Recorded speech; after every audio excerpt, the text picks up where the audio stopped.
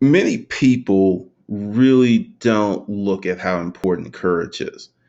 And courage is something that can be developed, groomed, improved on, and it's a process. I'm of the opinion now, at this stage of my life, that other than rocket science, and even with that, if you have the aptitude, you can learn that. You could learn just about anything: how to have courage, how to be successful, how to have better friends. All these things can be learned. So I'm going to drop some knowledge and share some things with you that I really haven't talked about with anyone else, and try to connect the dots, because sometimes we're doing the right things and we're using universal law correctly, but we don't know what we're doing. It just comes out favorably. But if you were to ask me when this went down, I wouldn't have been able to give you the correct answer. I would have said, "Oh, she thought it was cute," or she would have said, or something. None of that happened. None of that happened because early in my life, and it's something a lot of men go through, just wasn't really comfortable talking to women. Just wasn't. And after the divorce, and I was homeless, then moved into the boarding house, I had one of those moments where you just throw caution to the wind.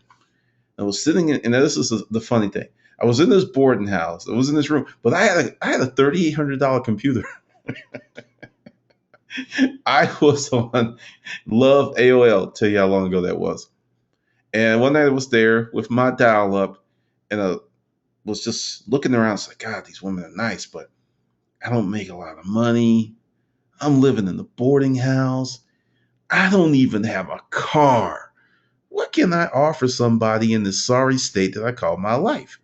So I sat up, grabbed some paper, and I started writing down things that I could do for a woman. And I said, I can be her friend. I could be a good companion. I can have sex with her. That was for me and her. And another thing, I just, wrote this stuff out.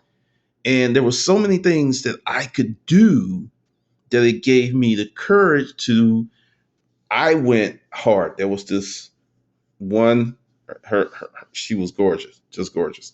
And it put down that she was in medical school. And I was like, fuck it. So I put my little pictures up online and I sent her this 5 paragraph email. Hey, this is where I'm at. This is what my name is. This is what I'm doing. And I just sent it, right? And I didn't really know what to expect. I wrote down everything in this 5 paragraph email on what I could give her. And I thoroughly explained my situation, because when you're living in a boarding house, and you meet someone and they come over, they're going to know that you're living in the boarding house. It's kind of like those people who are doing catfish now, but they expect, because of their glowing personality, that the folks are just like, hey, you have 4 eyes and 2 of them are on top of your head. Don't go for that. So I did this, and like 30 minutes later, she responded. And I was like, okay, so we're talking and talking and talking. Then we eventually met up. I am riding Marta. So I meet her at this, this was before coffee shops became ubiquitous. Actually met her at Red Lobster. And, I put my little coins together, and she showed up and she was better looking in person. And we had a great dinner, and I tried to pay. And she's like, look at your situation. Don't worry about that. She paid for our first date and took me home back to my boarding house. And I got a little scared because it was like, she was such a high caliber person. And when I say high caliber, it wasn't because of her educational credentials. She was just a seriously nice person. I tried to break it off after about 4 weeks because I felt bad about myself. And she was like, I'm not letting you go. So, long story short, living in a boarding house, my roommate next to me is a crackhead. And I'm dating this gorgeous woman who has this incredibly bright future. So we go on and date for 6 months. And this is during the period when I start transitioning from bum to what I used to call Scheme Incorporated, which now what I call the Hustler Mindset Project. And I started making these changes. Now, I couldn't tell you what happened, but essentially, I used two things. I'll talk about more in another webinar, but I will just touch on this because it's not the focus of this webinar. The law of attraction and the law of intent. I didn't understand how powerful those two things were. By taking time out to sit down and actually write out, essentially, I was writing out my fears. I was solving my fears in a written form. And then each time that I wrote it, and when I sent her the email, it had even been cleaned up more. And I actually felt pretty good about myself, even though I was in a very sorry state, because you will hear this term in our society frequently. If you living at home with mom and dad, you don't have a job, you don't deserve to date. And I thought about that. And if you meet someone who rocks your world, and everyone that's listening to me knows that that is very, very rare. You'll meet plenty of people that you're attracted to and they're attracted to you, but you don't always meet someone that rocks your world. And if you use what I call pedestrian standards that you must have a job, you might miss out. A very good friend of mine married a guy that when she met him, he didn't have a job for a year and a half, and they started dating. And it was very surprising because she was a member of my book club. And when I said that, and she's like, I was like, Jay, I just let it go. She had changed and she didn't want to realize how narrow and shallow she was. But by making that move, she found the love of her life. So understand, when you dare to do something that scares the shit out of you, you can surprise yourself. What I learned from that experience, another experience, it's not an overnight process because, as I said, I waffled. I kind of went back and forth. I didn't really claim it. I didn't understand exactly how those things were working. And really, it took me a good 6 years from that point to really kind of understand how to work that thing. And I didn't, and really until maybe 4 years ago, because I was reading, this is a very good book, The Power of Your Subconscious Mind by Dr. Joseph E. Murray. I read it 4 times, but I didn't really grasp the concepts because I lacked courage. Because I know it's going to sound very, very strange to you. You want something nice, you want something grand in your life. But if you don't have the courage to claim it or the courage to say, hey, well, I'm not going to say deserve it. I earned that. I can earn that. I can get that. Because the word deserves brings up a connotation that you have to do something. I'm going to tell you, and this is going to be up in another webinar.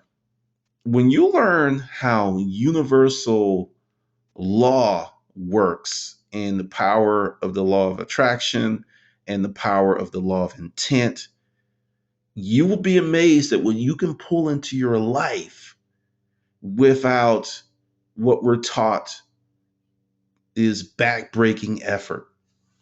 There's times that you can just want something and want it the correct way and get it. I know it's kind of crazy, and that's part of the courage thing because it takes a while to really absorb these concepts because from kindergarten up to you getting your bachelor's, your master's, you're taught to work within a system.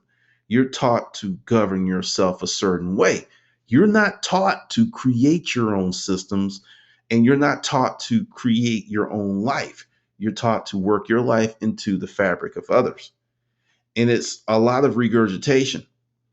But in this journey, what I did was create that small step with her because later on I did more stuff. And, it's just incredibly powerful. But what you want to do is create small situations that you can win and build on those experiences. Because what most people want to do is go from this term I heard as a kid, they want to go from ashy to classy in 60 seconds. And it's going to be longer than that. But essentially, when you create these small situations, like, for example, say you are really terrified of meeting new people, or you feel awkward and strange when you go to a party and you don't know anyone. Those are small situations. You can go to a party, and the next time you can say, I'm going to meet 5 people and I'm going to talk to them for 5 minutes. And I know it sounds like, hey, that's kind of crazy. But if you do it, then the next party you go to and you do the same thing, It gets to a point where meeting people is not scary or terrifying. And you can do this with these 5 minute meetings. You don't have to go to the party and meet everybody and remember everyone's name. I have met people at the party, and sometimes some people are not memorable. There are other people, I meet them, I'll never forget their name. There's some folks I've talked to for an hour and just and see them in the store, and it's like, I know this is rude, but what is your name? Don't even play, because the thing is, they'll appreciate the honesty. But create those small situations frequently in your life, because this is what happens with your courage reservoir. If you are feeling a lack of courage, you're not feeling as brave, your tank is empty. By putting these experiences in there, and see, the thing is, it's just like a penny. Enough pennies will make $1 million. It's a hell of a lot of pennies. Same thing with nickels, same thing with dimes, same thing with quarters, same thing with dollars. The thing is, if you keep putting that, courage currency in the bank, at some point it's going to be a significant amount, even if you start off very, very small. Now, this is the problem that most have. When you make that transition in self, there's going to be blowback. There will be resistance. There will be, some of your friends may even think you're odd. Whenever I was, back in the 90s, when I would talk about personal development, I'll talk about Tony Robbins, people, their eyes would roll over and they're like, yeah, that guy. And it was just like immediately downgraded or disregarded. So there's a lot of pressure with changing, but you have to consistently challenge yourself to grow. You cannot take plays off, as my football coach used to say. You can't. If you're in the elevator, and understand, we all only have 24 hours. No one gets 26, no one gets 30. We all have 24. So if you're in the elevator and there's this person that you want to talk to, start talking. They may appreciate it, they may not, but that's not the point. The point is, you're putting some of that currency in your bank. That one little exchange adds up. Everything that we are, everything that we have comes from how we think. To change who you are and to get different outcomes, you have to change how you think and conduct yourself. It sounds overly simplified. There's no magic jelly beans. There's nothing crazy. There's no genie out the bottle. But that's what happens when you deal with the pressure of change. Because your biggest enemy is going to be you. Because you were brought up, if you're like 25, 30, 40, there was all of these years of indoctrination by society that you may have to regurgitate, or you may have to reorientate some of these beliefs or core values to actually grow and change. Because one of the things that I see frequently is people are very hard pressed to leave their tribe. And what I mean by that is, if your father was a brick mason and he teaches you how to be a brick mason, and you might have the ability to be a brain surgeon, sometimes people will not leave that life because they don't want to dishonor their family. Because if it was good enough for dear old dad, it's good enough for me. Loyalty like that is admirable, but at some point, if you deny yourself things that you can do out of misplaced loyalty, it can be detrimental. There's nothing wrong with honoring your parents, but sometimes you have to see past the tribe to be who you are. Because as long as you stick with that tribe, you're going to yield the same results. That's why you have generational poverty, and that's why you have generational wealth. It's a system that is set up to be automatic. Think about the people that you know that are not really successful, and look at the families where everyone is doing well, and look at the families where half the family's doing okay, the other family's ass out. And understand, and this is another shocking concept, you can have the best parents in the world, all the money in the world, and still grow up to be a turd. Environment plays a role but intent, self direction, and personal choices are more important than all of that. And that's one of the things that really gets me with our society, because this is where you get the pressure from. When you look at things that are socially sanctioned but don't really work, and you try to move away from the herd can bite you in the ass. But consistently challenge yourself to grow and to make a habit of doing things you don't like. And I know this is going to sound really crazy, a little nutty. Say there are a lot of people that don't like the opera. Now, I took commercial art for 4 years in high school, and we had to go to the opera, we had to go to art shows, and my little lips were turned up like, I don't want to go to the opera, that stuff.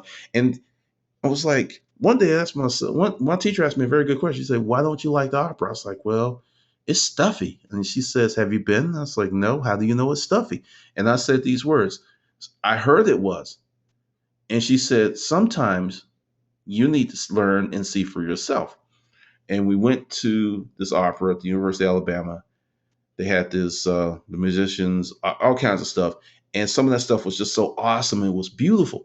There's a lot of opera I can't stand because I don't like it. It's a personal taste. But there's other things that are just amazing. And I didn't know that, but I had allowed social sanctions and things that were taught to me to actually make a choice for me on something I didn't know about. And that's where the fear comes from. And that's why you got to have the courage to actually open your mind and look at something that's a little different. And the biggest thing is learning to believe in you. This goes back to adding up those wins. When you consistently set yourself up in small situations where you consistently win, you'll feel better about yourself and you'll feel better about your capabilities. Because there will be days that you're going to try to do this stuff and it's not going to work. It's just not going to work. It's not going to be hitting. Then you're going to hit weeks and months and years where most things work. And that was my 6 year process because I didn't fully understand. I read the book, but I was regurgitating so many things that were getting in the way that if I was a blank slate and didn't have cultural indoctrination, when I read that book, The Power of Your Subconscious Mind, the first time, I'd probably be worth about 80 million right now, maybe 100 million. But I would just sabotage myself because of my upbringing. For you to have nice things, you must work very, very hard. And if you don't work very, very hard, you're not going to have nice things. And that's why a lot of people have what I call rich people hate, because you can have a guy, his father did well. He's like, hey, here's some money. And this guy has an amazing life and they didn't do anything to earn it. And we look down upon those people when really, if you evolve your mindset and go, well, wow, dad was awesome because he created this legacy and environment for his children. But more people look at it like, well, I don't consider that person successful because they don't have to work as hard as I do. And that's more of tribalism. And if you have that type of tribalism and those mindsets, guess what? You'll never be rich because you actually despise being rich. And you'll only be rich if you work extremely hard and earn it. Maybe, giving up 2 decades of your life, maybe three, maybe four, maybe five, maybe six. So understand there's a lot of things that go with this because I have this expression and I've said it for years. Sometimes the most courageous thing you can do is to be yourself because many people are just not that brave. I mean, who you are is an evolution in self. And a lot of people don't make that journey because society labels you and says, hey, you have to be this. And it can be very, very daunting. Now, this is the scary part. This is very, very scary. When I did it, because during the dating thing, I wrote just down some of my fears. About 2001, we're in the storage auction business. We did 90,000 the first year. Now that's gross. That wasn't all profit. Don't get crazy. And it was split between two people, but it was still nice money. The second year, I was kind of like slipping, and I was afraid because success was coming so quick. And most of my life, I had to work and claw and tear and I had to do all of these things. And I was actually afraid of the success. So I'm always reading personal development books or articles or blogs or something. And I read something in the blog, and I'm telling you, some of the most arcane, obscure blog can have awesome information that it could be for you. And it was just something about personal development exercise. So I wrote down all of my fears. And it was a ugly night because I felt like a scared little bitch. So many of those scared, it was just like, woo, you're scared of that? I mean, when you take it out of your mind and you put it on paper and you look at it, it forces you to have a perspective that you don't have when it's just rolling around in your noggin. And I really felt bad about myself because some of those fears was like, really? You're sad, dude. I mean, it was a humbling experience because sometimes you kind of have fears, but you don't really define them. You never really look at them. They're just there. Or when that thing that pops up, then boom, they just come running out. That exercise changed my life. We started tripling and doubling our income in the storage auction business because I worked very hard, but I also understood that I had to give myself permission to make the money. There are many people, that's why I'm telling you, that's why so many people who win the lottery, they don't feel they deserve the money. It was too easy. And they do everything in their power to get rid of it because they feel tainted or they feel, "Hey, I don't want to be considered like those rich people. I'm not like that. I'm a ordinary human being." No, you're not. You're a person that got extremely fortunate and you won a lot of money and you're acting like a jackass because you don't know how to deal with money. And I talked about this on YouTube in one of my videos. Your relationship with money. Many people have an extremely bad relationship with money. So when you make this list of all your fears, and you look at them, it can like make you cry, it can have you smiling, it can shock you. You're going to feel some kind of way. And actually, the biggest thing is actually to start writing that list and looking at it. And this is exercises for you. It's not for your mom, it's not for your wife. I highly suggest, if you're married, do it on your own.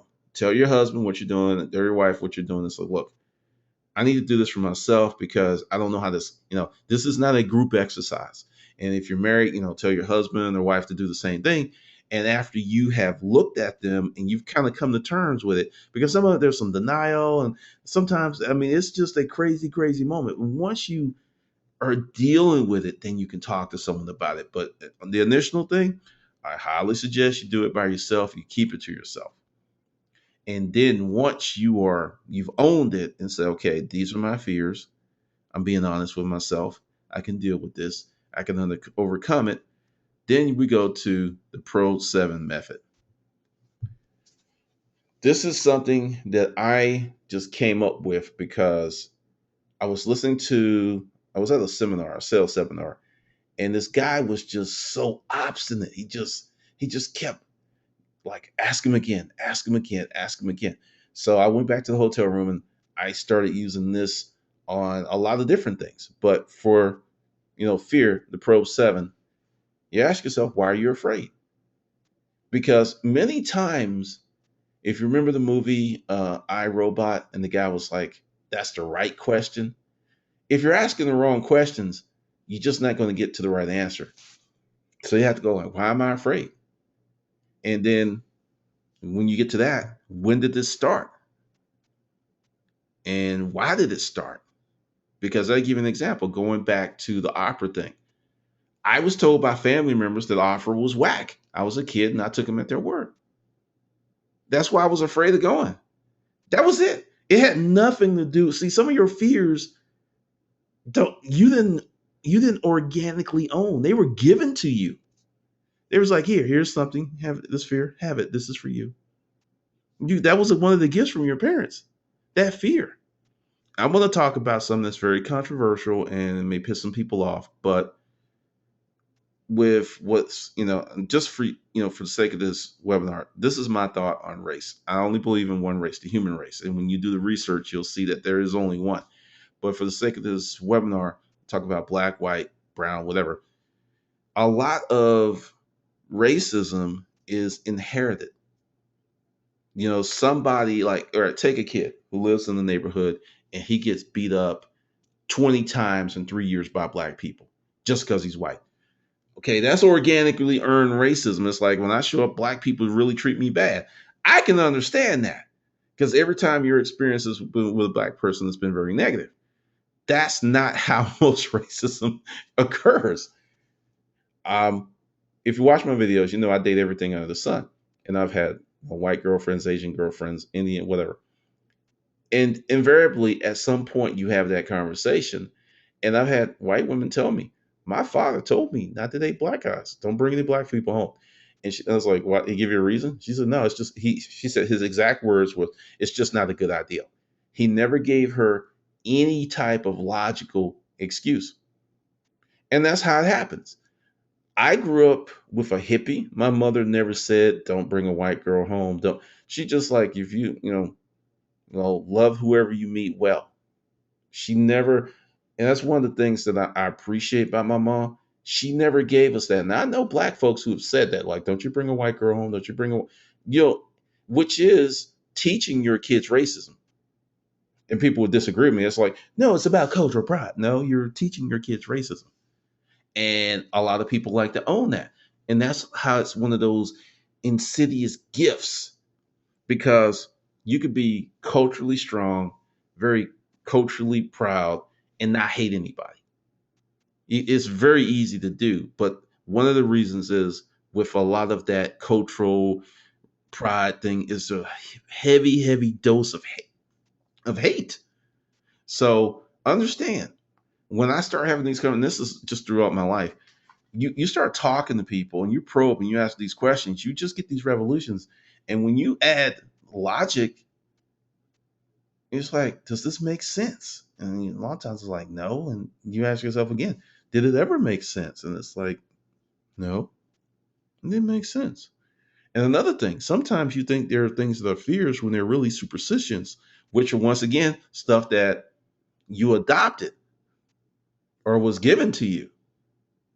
So when you start, and do this with each fear, just ask all of these questions with each fear, write it out and you will start to decipher the fear and take it apart. And when you take it apart and you break it down, this thing that was really huge starts to become really small. And when it gets small, it's very manageable. And then you start to make sense of stuff. And when you make sense of stuff and it clicks and you connect the dots, it's easier to overcome. And my favorite question is, what is the absolute worst thing that can happen? When I became an entrepreneur, I asked myself, it's like, what could happen?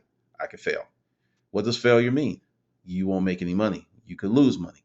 You'll be embarrassed. I just went through the whole progression of all the ugly things that can happen. And out of all the things that I conjured up in my mind, 90% didn't happen. About 5%, sometimes 10%, depending upon the year. 90% of it didn't happen. 90%. 90 to 95% didn't happen. And that's when I failed. It just didn't happen. People laugh. It's just you conjure up these fears, which creates, will paralyze you and it holds you back. And it's just amazing that the boogeymans that we create in our own minds, that if we open up our minds and look at the boogeyman, we'll see that he's 2 inches tall. He's not 7 feet. He's not a mile tall. He's 2 inches tall.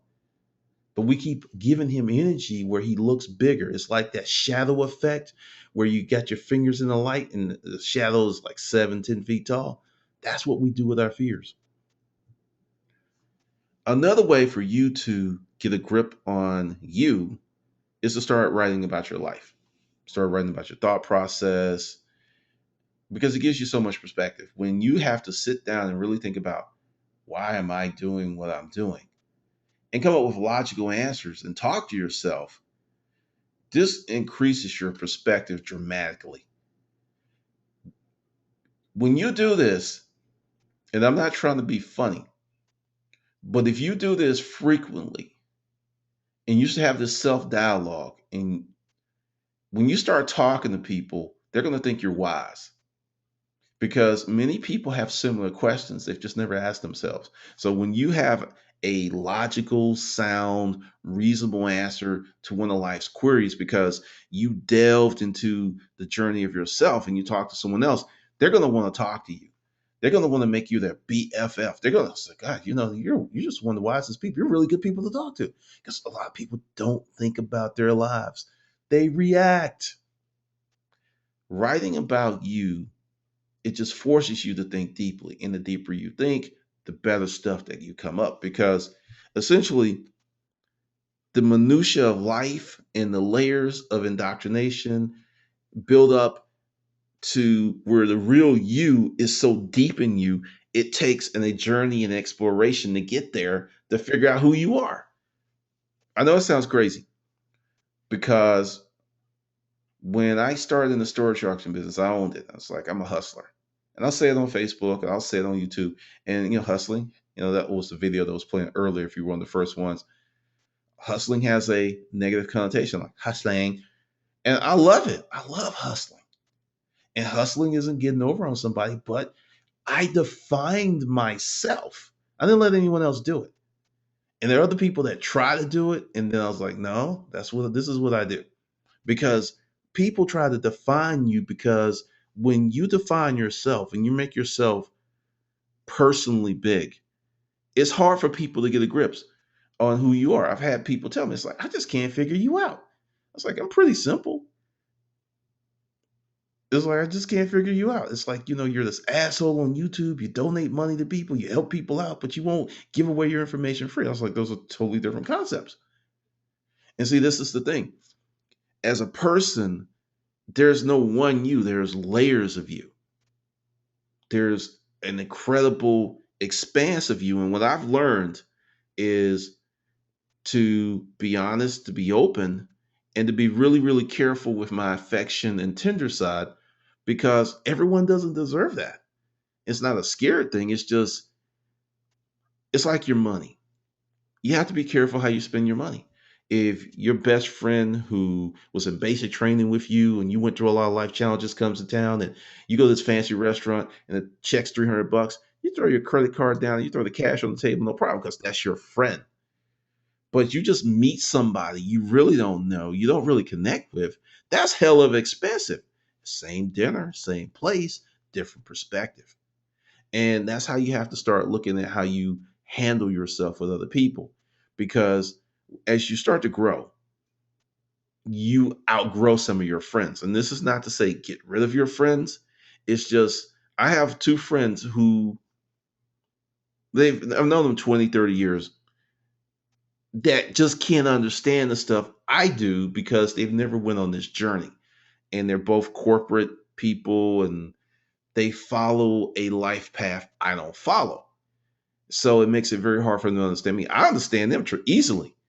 One of them's getting married, and I know exactly why he's getting married. And it had nothing to do with love. It's fear. And I didn't tell him that because when someone's scared and you address that fear before they address that fear, they'll hate you. I've learned how to manage my friends because being a person that's kind of lived their own life on very different terms, it makes you an odd duck. So that's another thing I should prepare you for, because when you start doing this stuff, you'll be incredibly happy intrinsically. You'll be happy and understand you're going to look at people a little differently. And it's not that you're better than they are. You just have a higher understanding of yourself and how you relate to the world. And a lot of people they're not there yet and they may never get there. And it's real hard for them to understand you because you're on a different journey. You're on a journey of elevation. You're on a journey of growth, whereas they're stagnant or in many cases regressive. So when you're doing all this, understand it will change you and it will change how people deal with you. Now, once you did the probe 7, you got to set goals. You have to set goals and an action plan. Say you have a fear of dancing. On your calendar, you put on your calendar, I'm going to take dance classes. I'm going to take one dance class. I'm not going to commit to 5 weeks or 6 years. What you're going to do is find some dance studio and you're going to take one dance class. Then you come back, and after you calm down, you're going to take another one, but one at a time to the point. Because the thing is, it's like when I started doing YouTube videos, I was terrified and I wasn't really good at it, but I kept doing it one video at a time. And over a period of years, it got better. And it's something else that came from facing your fears. I've had 4 or 5 public speaking events, and that's something that used to scare the shit out of me. And I got up there in the mic and I was just, and it came from the YouTube videos because when you do a video, you're doing public speaking. I have 1,000 videos over the last 4 years. It's like 700 on YouTube. I took down about 120. Then there's the videos that's in the Hustler Mindset, the videos on my other YouTube channel, and then the videos on Vimeo. So that's like doing 1,000 speeches. So when you start doing this stuff, you get what I call enjoyable and beneficial byproducts. See, this is where it really gets good. Because when you face your fears, not only are you killing that fear, you're going to get some extra byproducts, some extra additional effects that are going to be good. So you do this one thing and you get 2 or 3 more things out of it. That's why this thing is so important, that you have to face your fears and develop some courage, because it will give you incredible self-confidence. You'll be able to talk to anyone when you get on this path. And that's one of the keys to success, is being able to talk to anyone where they are versus where you want them to be. I have an extremely large vocabulary, and I don't use half of it on YouTube because I'm not trying to be rude or mean, but I just know some people are just not going to know what those words mean. And that's not really effective communication. It doesn't make sense. But when you have a large vocabulary, you could talk to anyone on any level. And if you have to work your way down, you do. Because you have to speak to people where they are, not where you want them to be. And when you start doing all this stuff and you create this action, you're going to create this wave of energy that's going to start to draw people to you. As you start handling this stuff, as you start knocking down your fears, you're going to open up doors to you. People pop up in your life. You'd be like, I'm telling you, it's freaking awesome. Now, none of this is going to happen without consistent action. If you just start like tomorrow and you do it tomorrow, then you don't do it anymore.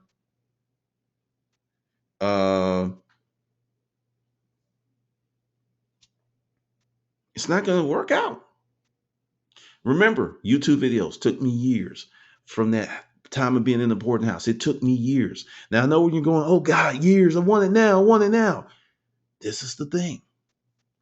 If you start now and you live long enough, 5 years from now, 5 years will have passed.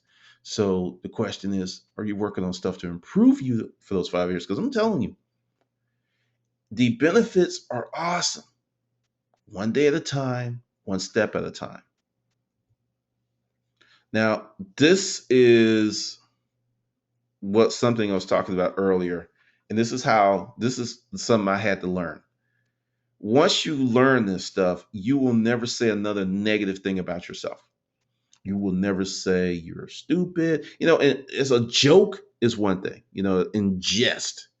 But you will learn to not downgrade, denigrate, or say bad stuff about yourself over and over again.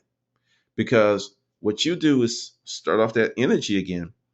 And give you an example of something I used to do, and it took me a minute to lick it. I used to be a speeder, got a lot of tickets. And I started creating this self-fulfilling prophecy of getting tickets. Like I would see a cop and I would activate this energy. And the cop, if I didn't activate the energy, it's like when someone's looking at you and you can feel it. It's that kind of energy. I would do something to make the cop notice me, and I would be speeding. Then once I got the hang of this, because you have to run your mind, you have to really run your mind. I was doing 95 and I passed the cop and I rocked his car and I didn't even look back. Because I was so intent on getting to that appointment. And later on, I said, dang, I wasn't even thinking about the ticket and I didn't get the ticket. So when you dwell on your fears, when you think about them all the time, what you're doing is, if you're familiar with electricity, like if you outside and you see all those big bulky things near the power lines, those are transformers and step up converters. What they do is keep the current going. So when that current comes in your house, you notice how every plug you have, there's this big block on it. That reduces the current so it doesn't blow up your stuff. Well, what you're doing by thinking about your fears over and over again is you're stepping them up and you're making them bigger and stronger. So, what you have to do, and this is going to take practice, but when you're getting ready to think of something jacked up, you have to mentally stop yourself and say, no, I'm not going to think that. Some jacked up's coming to your mind, you have to reverse it. You're like, no, we're not going to think that, and turn it around. And I know it's going to sound silly, but say, I'm going to win. Or instead of something stupid or evil, put something positive. Like, this used to be a very bad habit of mine. I would see people and just say mentally some of the most jacked up stuff because I'm a really small person at that time. And I would see people on my day and I would try to find out something positive about them. Like, she looks like she makes some great biscuits. I know it sounds crazy. She's probably really smart. He's got some great ability. Just say this stuff about strangers, right? Replacing all that negative chatter, because you once you fill your mind with the stuff, you push out all of the BS. You push out the negativity, you push out the fears, because what you put in your mind has impact and effect. So if you're sitting there like, oh, that stupid so and so, and this is one of the reasons, and I'm probably going to do a YouTube video on this because I was chastising someone on my Facebook page who was using the word homo. And I didn't do it on the Facebook page. I messaged him. I'm actually going to do it and just hide his name.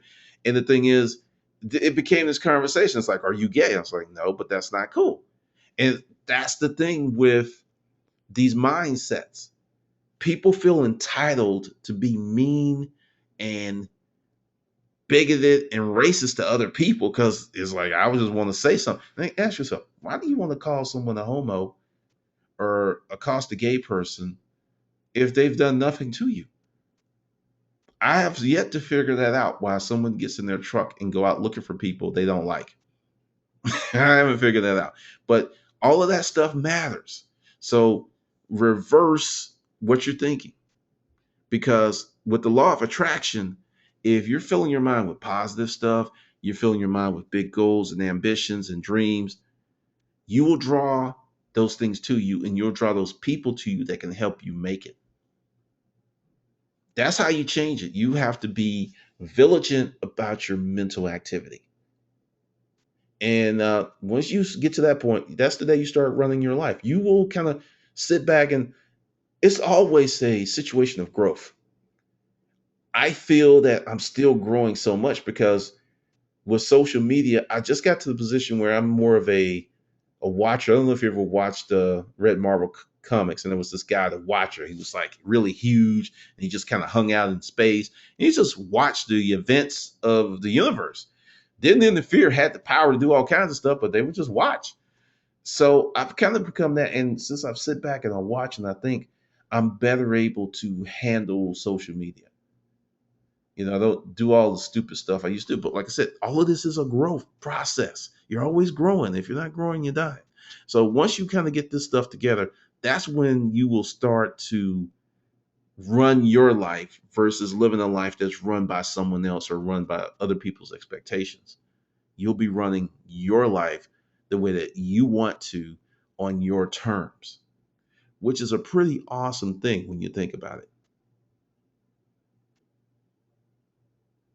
All right. What I'm going to do is go ahead and stop this. And, oh, whoops. I knew there was another one. Hold on. Disregard. Because I was like, wait a minute, there should be one more. The button got stuck. Okay. This is going to be a little weird. This is going to be really, really weird. I have my own personal manifesto, and I'm not going to share it with you because it's my manifesto, but it's very different from other people. And it took me about 2 years to write it. I will give you one. And I learned this from working in the hospitals, dealing with a lot of elderly patients. People tend to regret the things they didn't do more so than the fuck ups than they committed. Overwhelmingly, this has been true in my life and other people that I talk to. So, one of the tenets of my manifesto is to do the thing that I want to do, regardless of how insane or crazy it may be. And that's one of the reasons I have all these dating stories and storage auction stories, because I put myself in a lot of crazy situations. And now I'm glad I did because I learned so much. Understand, this is your life. You can design it and do what you want. Many people don't know they have that power. They're waiting on someone to give them permission to do that. And it's really time for you to kind of sit back. And this is going to take some time. Because if you never even thought about, hey, I could write my own personal manifesto for my life. You can include religion, you can include dating, you can include business, anything that you want on, like, hey, this is how I am going to run my life. And if you meet someone and your manifesto doesn't work with whatever they're trying to give you, that means you're incompatible. Move on. And sometimes these people who are incompatible will pursue you hard because they're loving your manifesto. Now, how do you write a manifesto? You sit down and you figure out what's really important to you, which takes some exploration. What's really, really important to you? Because see, when you write this manifesto, you're at a serious level of courage, because a lot of people feel that it's arrogant to say, hey, this is my life. This is what I want to do. A lot of people feel that, especially very religious people, they feel that their life is not their own, that they are a robot or an instrument of God. And I don't believe in that. And it creates conflict with some of my friends because, I've learned to, that's your belief. This is my belief. We can all believe in what we want. And, I had to really step back from the arrogance that came with it, because when you start running your life and taking responsibility for the bad things that happen, you can take credit for the good. But if it's always someone else, you can't really claim the good now, can you? But to write your manifesto, you got to figure out what your core values are. You got to say, okay, who am I? What's important to me? And I give you an example of a conflicted core value. You have a guy that says, your parents, right? Because this is common. The kids are the most important thing in the world to them. They will have pictures, smiling pictures on Facebook. Every poop moment, throw up moment is on Facebook. And you see the pictures and he's like, wow, that's a beautiful family. But if you actually know them, father works 90 hours a week. Mother, I mean, when you really climb in, they're just pretty pictures. Then you have people who don't post pictures on Facebook and they have dinner every night. Your actions are more important than what you say. So if you say that your family is the most important thing in the world to you and you don't spend a lot of time with them, that's nearly not the most important thing in the world to you. And I see that frequently. So you got to sit down and really flesh out your core values. And this take a month. Take 15 minutes a day and it's like, what's really important to me? Just ask yourself what's really important and just put and write it down, because as long as you try to do it in your brain, you're going to miss 1,000% of the exercise. I heard this said, I think it was Brian Tracy, and I do believe it. The mere act of writing down a goal improves the chance of it happening 1,000%. The mere act of writing it down. Creating an action plan moves it up to 10,000%. So trying to do it in your brain versus not writing it down, or if you wish, typing it on your iPad. But I highly suggest that you get a pen and paper and you write it down. Because when you're writing it down and you're thinking, you activate different centers in your brain. The same energy that you use to type stuff, that's a different part of your brain working. When you write it on paper, it's a different part of your brain working. I know it's crazy, but it is. And you want to activate those parts of your brain, because Look at the language of the people from the 40s to 50s to 60s, compare that to the language of people today. There's a difference. People used to write, and writing forces you to think. It forces you to think, or you're going to mess up. So definitely sit down 15 minutes a day. What are your code of ethics? What are your values? What's really, really important to you? And once again, this is for you. This is not for everyone else. Don't go sharing it. Don't go putting it on Facebook. This is for you. Because once you figure out you, you'll be a very happy you. So this is the deal. Tonight, not tomorrow, do one thing from this webinar. I don't care if you spend 30 seconds like, hey, my code of ethics, you write that on top of the page and you put it somewhere where you can look at it in the morning. That's one thing. It's little bitty steps. If you look at how sand flows from one half of the hourglass to the other, it's a grain at a time. But over time, with consistency, that other side gets full. And that's the whole thing. Just do one thing a day, not 20 things, not 30 things, not 40 things, not 50 things. One thing every day. And you will start to gain momentum. You'll start looking forward to these exercises because what you're doing is instituting a new habit and a new way of thinking, which is hard. So if you're like, I'm gonna do 10 things, or I'm gonna spend, power session Saturday knocking this out. Now, if you're the type of person that can do it, go for it. But consistency is more important than quantity. Consistency. Because if you do this for the next 6 months, your life will change. If you do this for 30 days real hard, then don't do it anymore. Your life will not change. Consistency is the key. That's the thing. All right. Now we will open up for questions. Let me go here.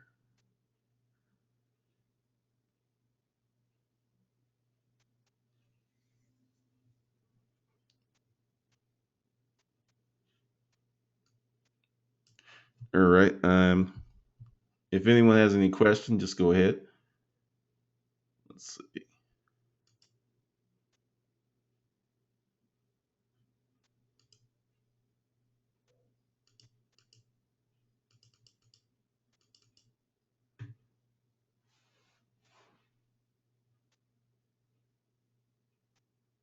All right. If there's no questions, what I'm going to do, if you're in Sparta at some point, you'll have access to this later on tomorrow. And if you signed up for the webinar, you'll get an email from me once the recorded version is done. Oh, and there they are. This one is from Emmanuel. How do I know that I'm growing in courage? Great question. Your confidence level will increase. Each step that you take, because this is the thing, you can't bullshit yourself. You can bullshit other people, but you know if you're doing the right thing or not. It's like lifting weights.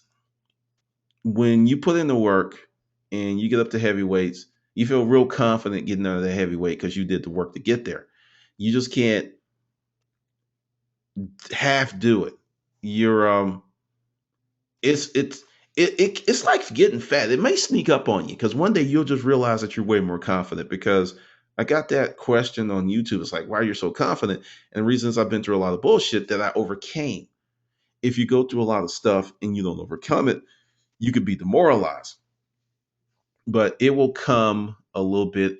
You'll start doing stuff. You'll be a little different. Like things that you would be hesitant, you'll just do. And understand, courage is not being scared. Courage is, yeah, I'm scared, but I'm going to do it anyway. If that makes any sense.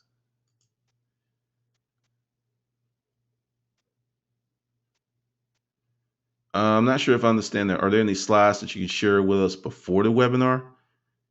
I'm not. What exactly are you talking about? I'll hold on a second and let you ask that again because I'm a little confused. Slides of what exactly?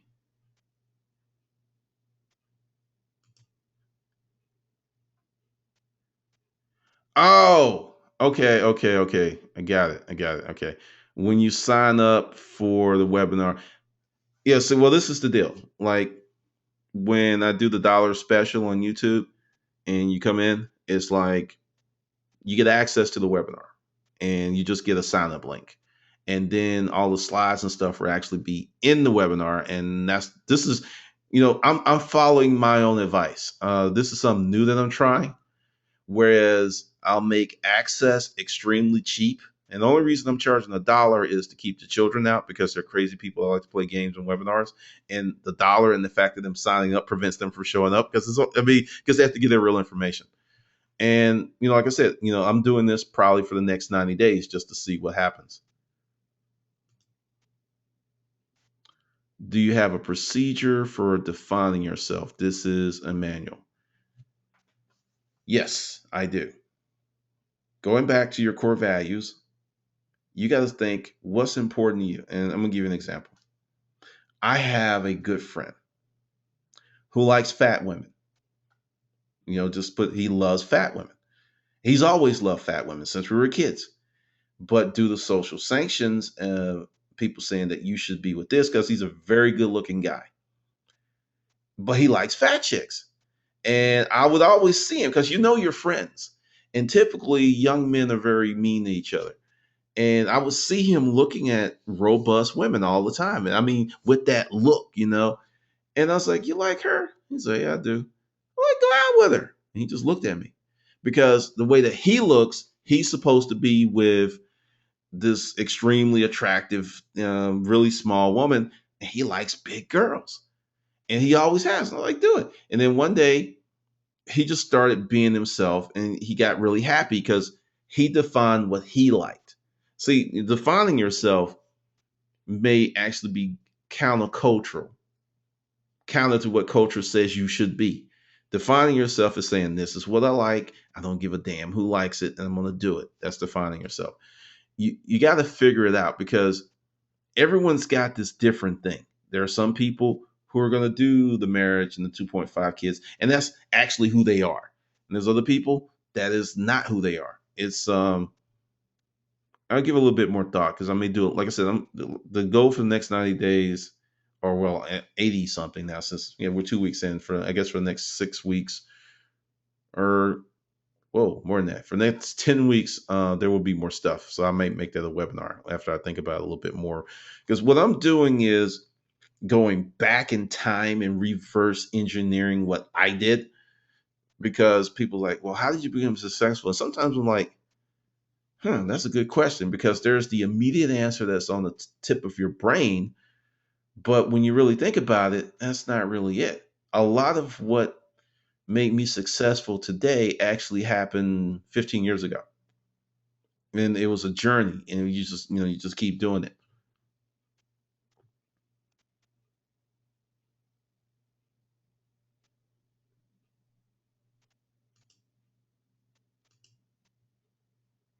Any more questions?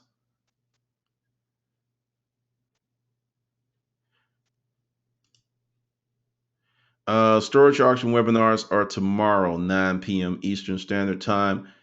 I am going to put out a calendar tomorrow. Meant to do it today, but I spent all day working on projects. I wasn't even on Facebook that much. So I'm gonna put out the calendar because there's gonna be, let's see, probably. Well, hold on.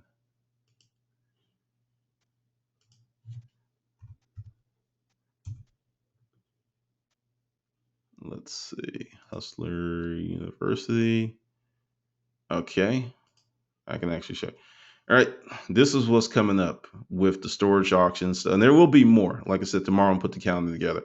September 17th, September 19th, 24th. That's a different sign up, but that's what's coming up. And then there's going to be another credit webinar. There's a lot of stuff that's coming, like I said, in the next 10 weeks. So you've signed up. If you're here, I will send you an email. In this series, hmm,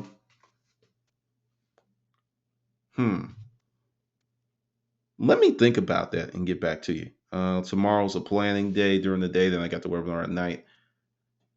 Whatever I do, because I've got your email address, and as I get it set up, I will put it out. So I'm going to ask you this. You seem to like this type of webinar. I'm talking to the enterprise because I'm gonna actually, like I said, there's a whole bunch of stuff that's coming out. I'm not gonna try to overwhelm you with it tonight, but I can make more of this happen if that's what you desire. Just let me know. And that's yes. Okay. All right. Like I said, this is recorded. I'll look at it again. And if there's no more questions, since it's 9:01, I'm going to shut it down. And I want to say thanks to everyone that came out. I really appreciate it. And I will see you on the good side.